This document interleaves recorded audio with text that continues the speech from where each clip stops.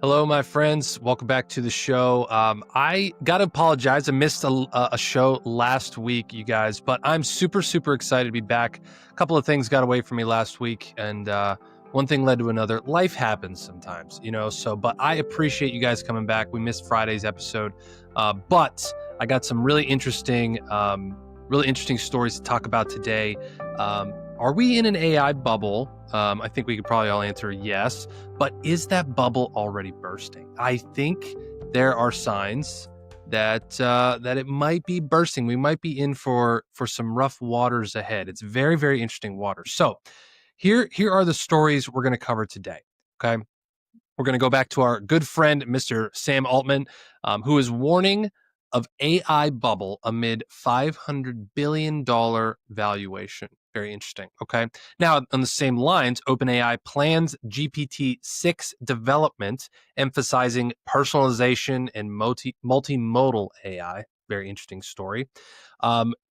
As you can tell, we are in almost in fall season. It's the end of August, but here in Pittsburgh, I will say it's a little chilly today, which is why I got my hoodie on. But I'm a football fan, you guys. I don't know if you know, I'm a college football fan. I used to play Division III college football. So it's football season, baby. College football officially kicks off this weekend for Labor Day. I am super excited, having a big party on my deck. And I say all that to say we're covering a story here about the NFL. Okay, the NFL and Microsoft extend multi-year partnership to expand AI integration. Very interesting story we're going to read through and I'll give you my thoughts on. We have a couple other ones here that if we have time to get to. U.S. controls 69% of global AI computing power, which is insane when you think about that. And then if we have time as well, business leaders are using responsible AI to mitigate risks and drive growth. So those are the stories we are going to cover today on the Today in Tech show, part of the Tech Bites podcast. So if you guys have not subscribed to the show, wherever you're listening or watching, please take a second to do that. It is really appreciated, really helps the show grow. And share this episode if you think anyone will find value, or just maybe you just want to share because you just like me that much. I don't know, but that is always appreciated. So without any further ado, let's dive in here. I'm going to share the first story, which is going to be this one here. Okay, so OpenAI CEO Altman warns of AI bubble amid $500 billion valuation. Okay. OpenAI CEO Sam Altman has warned that the artificial intelligence sector is experiencing a bubble reminiscent of the late 1990s dot-com crash, driven by investor overexcitement despite AI's significance as a transformative technology. Altman emphasized that while AI is incredibly important, much of the current investment is speculative, creating inflated valuations and a potential market correction similar to past tech bubbles. Economists like Apollo Global Management's Torsten Slok have echoed these concerns, suggesting the AI bubble may surpass the internet bubble in scale, given the overvaluation of major companies. However, some experts, such as Ray Wang from Futurum Group, argue that the fundamentals of AI and semiconductor markets remain strong, with overvaluation limited to certain speculative areas. So people on either sides of this. OpenAI itself is nearing a $500 billion valuation, which I believe has already happened, with annual revenue projections exceeding $20 billion. Yet it remains unprofitable and has faced challenges with its latest GPT-5 model. The debate highlights a tension between recognizing AI's long-term potential and the risks posed by current investment frenzy and infrastructure bottlenecks. Yeah, so I talked about this a few episodes ago, I believe. There's almost like a feeding frenzy when it comes to investment in AI, right? It was like 90% of all venture capital is going towards this, and then everyone else is just getting the scraps of any venture capital. There's a very interesting newsletter again that I had mentioned I had read from before with you guys, that talked about, the world doesn't necessarily need super transformative tools like a new ChatGPT, like a new Gemini, like new Grok, like anything like that. But what we need more is specific tools. We need specific tools that solve specific problems, that lean on AI and utilize AI, that can search things, especially when you're starting this as a startup or as an entrepreneur or anything like that. Um, that's usually the better path to profitability, to making things actually work. And let's just think about this for a second. Sam Altman, right? He is the CEO of OpenAI, the biggest, like they're like obviously the biggest name in the space, right? For him, for him to be going and saying, yeah, I think this is kind of a bubble is crazy. Like that's literally like the guy that is like, what does he have to gain from that? He has everything to lose. He's the guy getting all of this money, like most of it, like billions and billions and billions of dollars. He's like, yeah, bro, I think this bubble's gonna burst. Like it's almost like he knows in deep down that like this is a party that cannot last forever, right? That is such an interesting, like I don't know, is this a second fumble in a row? Like obviously they kind of fumbled the GPT-5 rollout. We'll get into 6 here in a second. But then he came out and actually admitted it. There was a story I was going to share, I might share on Friday, where he actually admitted, like, yeah, we really screwed up the rollout of GPT-5.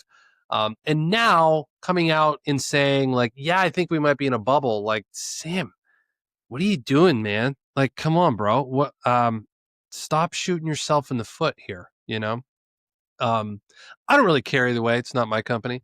But it's very interesting to hear someone at that level kind of being like, hey, there's a bubble happening. And I've heard lots of people talk about how they think that I'm a little young to remember or know exactly kind of, or to remember the experiences of the .com crash. I was a kid at the time. It was before I even probably knew how to use a computer, to be honest. Um, but they say that it could dwarf the scale of the .com bubble burst, which would be kind of bad news bears for a lot of people. So very, very interesting to just hear. But then again, like, there's people on either sides of the issue. Or, hey, we're way overvaluing this stuff. This is going to crash. Like you look at how much revenue OpenAI produces and they're still not profitable. Like that's insane. But then there's people that are like, hey, there's actually a very big shift happening here. There's a very big, all the underlying economic factors are pointing to the direction of this. And I think I'm of the school of thought where I do think obviously there is a bubble forming, if not formed, if not already starting to show signs of bursting. But I also think that I think it's everyone's fault for overhyping, like 2025 is going to be the year that, AI takes over. 2020, if you're not over this by 2026 or 2027, it's the end of humanity. And it's like, I think that was highly irresponsible for people to talk about. I think that's highly irresponsible for, a lot of businesses to kind of go down that path, because I just don't see it. I don't see that logically happening. So maybe we're all shooting ourselves in the foot in some way or another, right? Interesting idea. Let me turn that off. I didn't realize that was on. Okay, cool. All right, so let's talk about the next story. We'll stay here with our buddy Sam, and we'll talk about the upcoming ideas for, come on now, for GPT-6. Okay, this might actually be the story I was talking about. So, OpenAI plans GPT-6 development, emphasizing personalization, multimodal AI. We're kind of in this spot where stuff's being rolled out way fast, right? OpenAI CEO Sam Altman has confirmed that GPT-6 is already in active development and will launch sooner than the transition from GPT-4 to GPT-5, aiming to significantly improve upon its predecessor, probably because he screwed up GPT-5. Following a criticized and somewhat disappointing GPT-5 rollout, Altman acknowledged mistakes made during its launch and promised that GPT-6 will feature enhanced long-term personalized experiences, including memory capabilities to remember users' preferences, tones, and habits, making it feel more like a personalized digital assistant. That would be awesome. GPT-6 will allow users to customize chatbot personalities, including ideological leanings, aligning with regulatory expectations for neutral and adjustable AI systems. That's pretty interesting. This new model also aims to provide emotionally intelligent, context aware responses by integrating psychological insights on user engagement and emotional well being. Meanwhile, the broader AI industry is rapidly evolving, with major tech companies like Apple intensifying their AI efforts by developing conversational AI search technologies to compete in the multimodal AI space. Overall, AI is shifting towards a product first approach while continuing to push innovation amid heightened market competition in 2025, considered the first year of AI commercialization. Yeah, interesting. I actually didn't catch that. There's kind of a weird lead buried in the middle there around the ability to adjust ideological leanings of chatbots. That's pretty wild if you think about it. So what's always been one of the gripes of people they find, right? There's always these big news stories around like, oh my gosh, ChatGPT came out and was left leaning and was, bashing Trump about something. And then there was the thing with Grok where it came out with a bunch of anti-Semitic things and like all these different things that were going on. And I mean, honestly, you could have expected that. I mean, what are AI models working on? They're working on language and stuff that we have as humans have created. So there's going to be leanings, there's going to be bias, there's going to be racism, there's going to be all kinds of different things that are, I think, kind of baked into the cake at no system is perfect, right? There's never going to be a perfect system.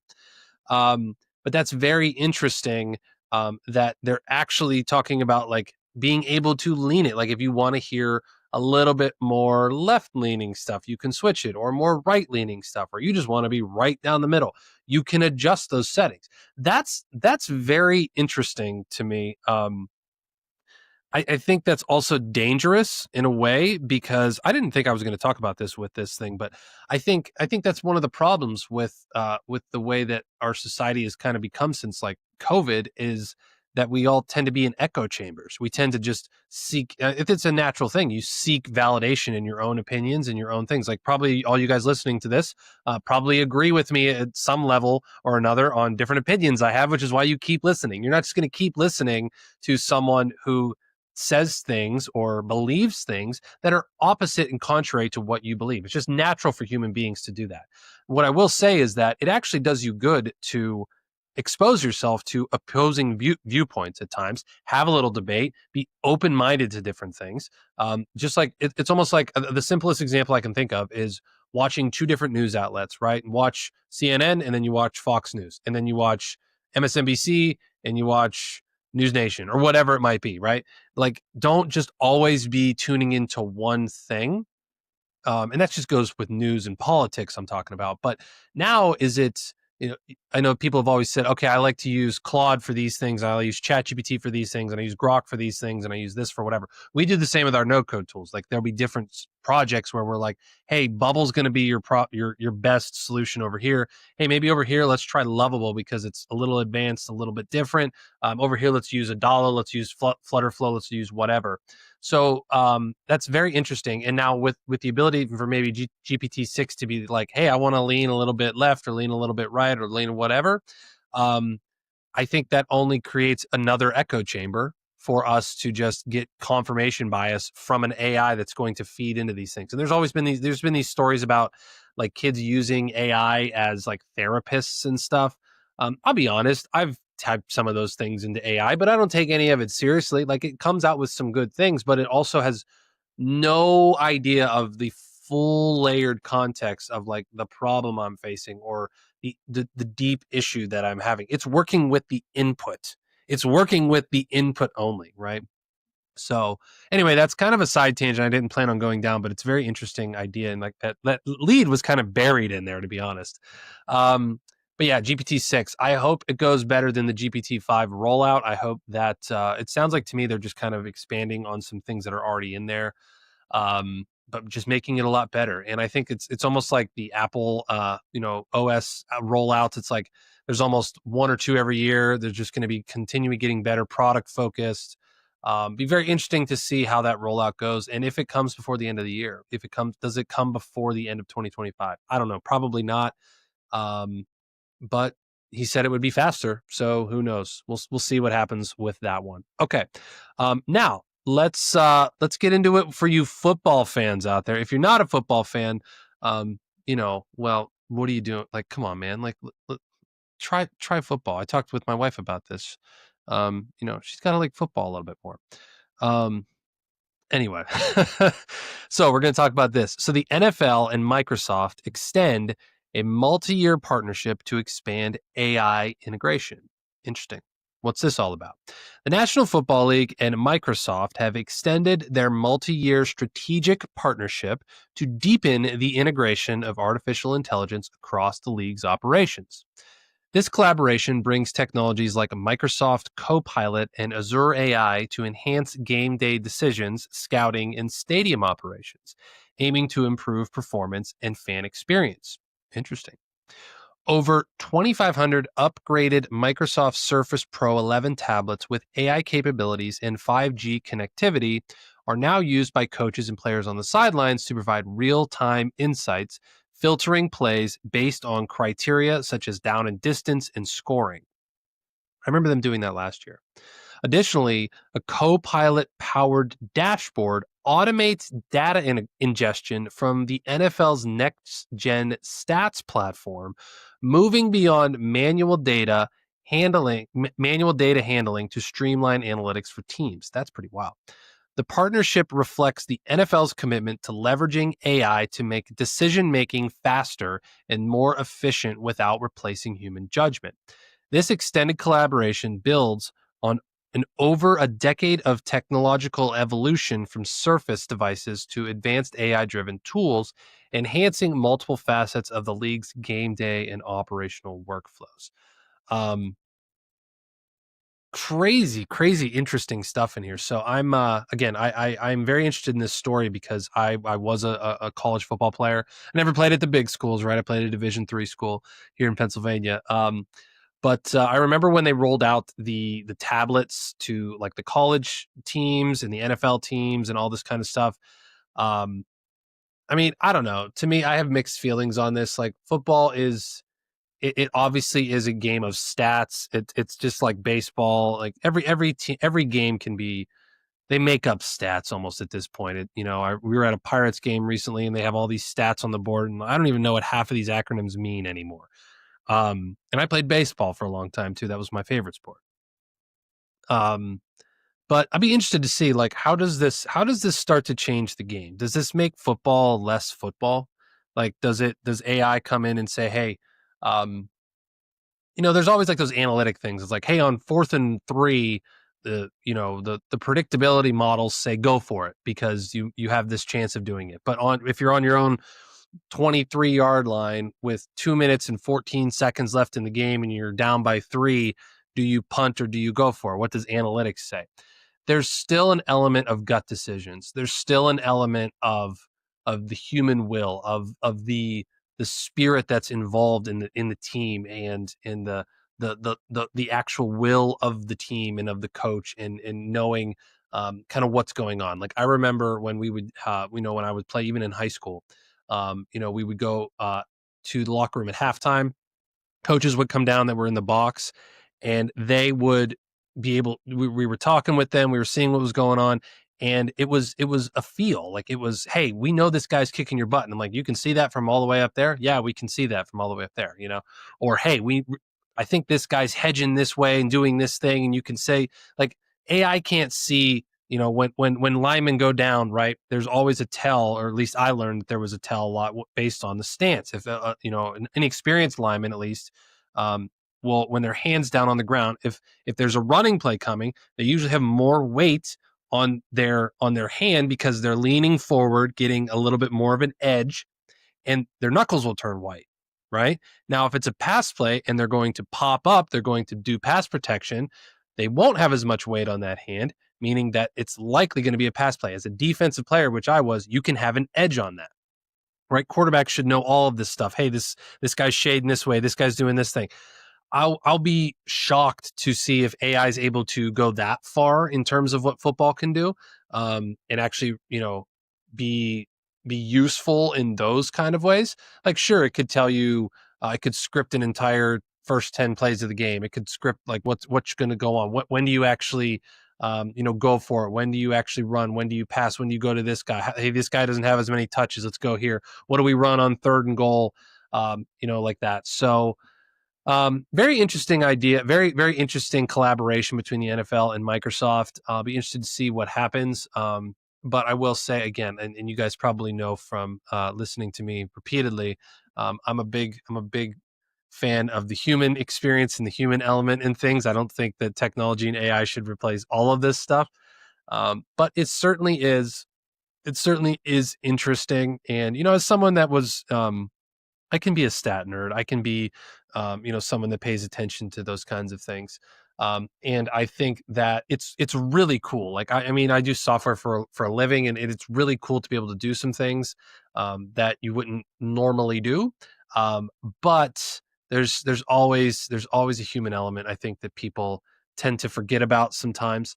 But I'll be interested to see kind of what goes on with that. I'm interested in your guys' thoughts as well. Do you think that more AI integration in the NFL and college football even would be useful? I hate to see like a guy on the sideline, just worrying about, like they said, that next gen stats is going to be pulled in, and he's just like worried about how many receiving yards he has or like how many throwing yards he has. You know what I mean? And then it's not about winning as a team at that point. It's just about using the AI to your advantage to maximize your potential, or your results, right? Which I think is that's a selfish way to do it. I think, as if coaches and teams are looking at it from a wholesome perspective, sure, I think you could probably gain a lot of edges. You could probably gain a lot of insights with the use of this kind of stuff.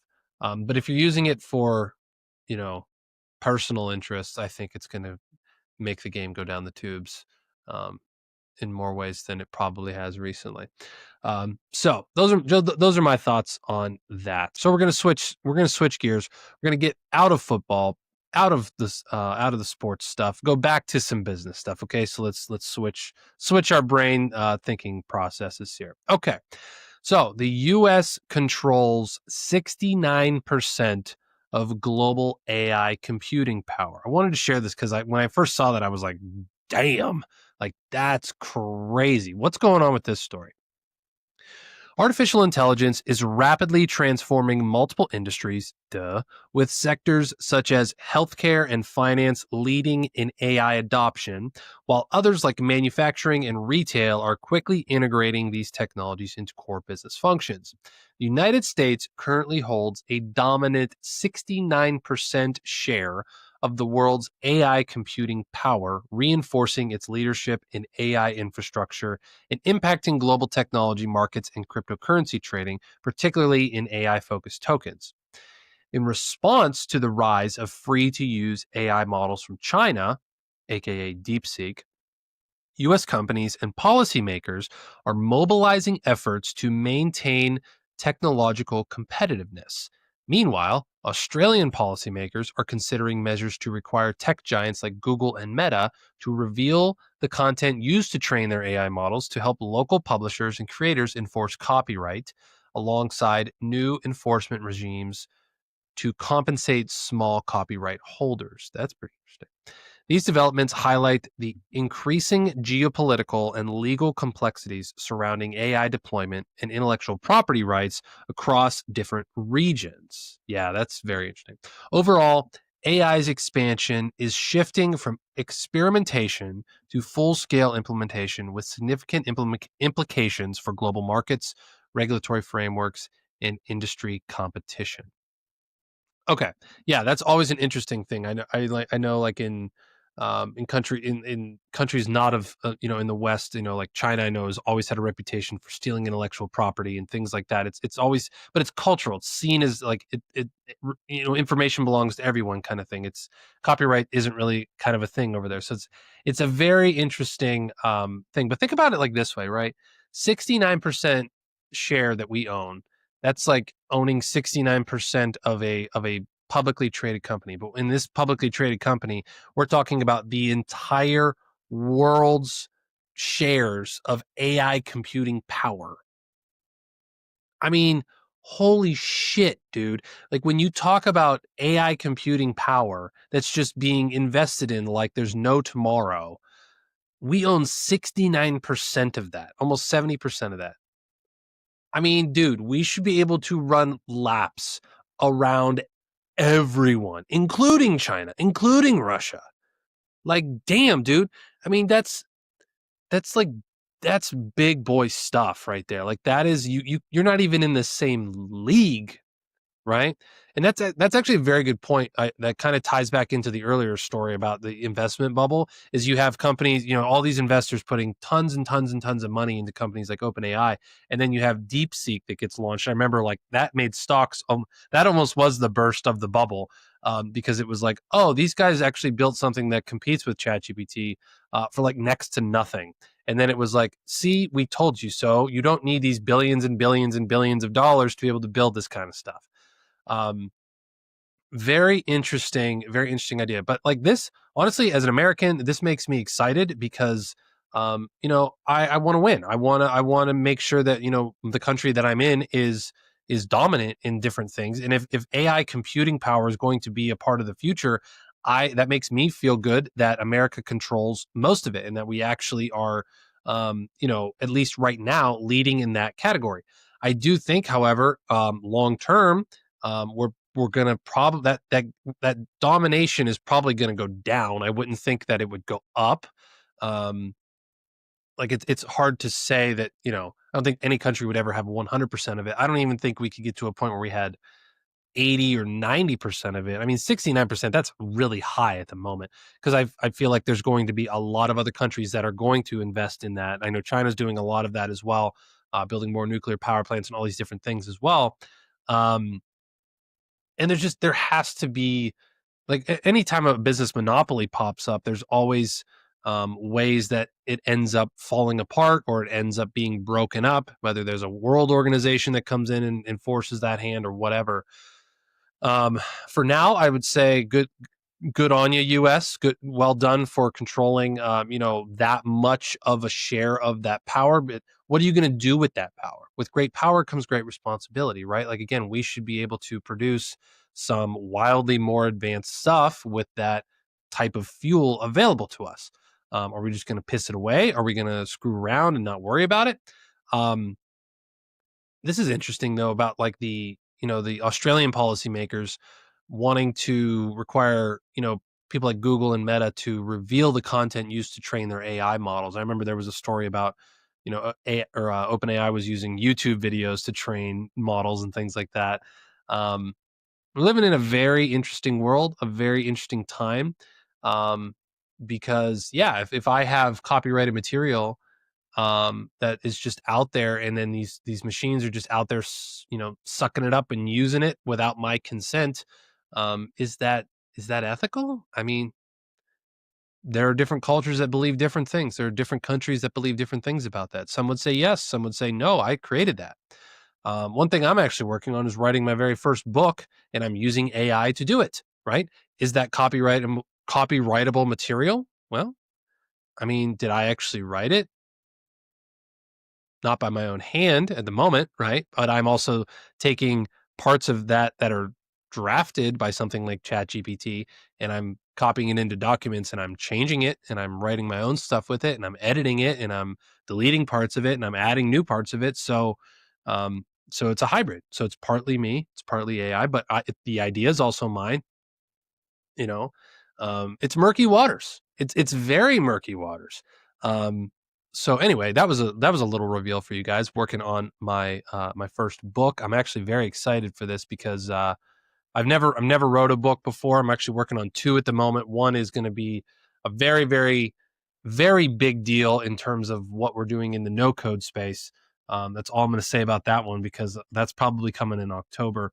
And then hopefully by the end of the year, I'm working on a novel series using AI, which has been really fun. I already have a 10 book series mapped out, completely fiction, but it explores all of these things I've been talking about, the ethics of AI, the future of AI, the future of AI and humanity, and how this is all coming together. So a little teaser for you guys. I'm working on it. I got the draft of the first novel done, and I did it in like a few days using AI. So it's pretty amazing. It's pretty cool. So yeah, that's been one of my side projects, is working on becoming a published author for the very first time. Um, so yeah, look forward to that. I'll tell you more on that. I'm not going to reveal any more about that right now. So as always, you guys, if you are interested in getting in touch with me at all, here's my email on the screen here, dan@dapperNoCode.com. I would love any feedback you guys have on the show, any opinions you have about the show, any topics you'd like me to cover, any stories you'd like me to have my opinion on, anything like that. Feel free to drop me a line. I will respond to each and every comment or email I receive. And if you email me some hateful stuff, I'll probably just read it on the show, because I'm not going to let you win. I refuse to do that. So, all right, guys, thank you so much for coming back and joining the show today. Really appreciate all of you. If you haven't already, hit that subscribe button on Apple Podcasts, YouTube, Spotify, wherever you're watching or listening to this episode. And I really appreciate all of you. And we'll come back and see you on the next episode. Appreciate all of you. Take care. Thanks for tuning in to Tech Bites, your go-to show for software business and technology. Don't forget to hit that subscribe button to stay updated with our latest episodes, insights, and stories. Hungry for more?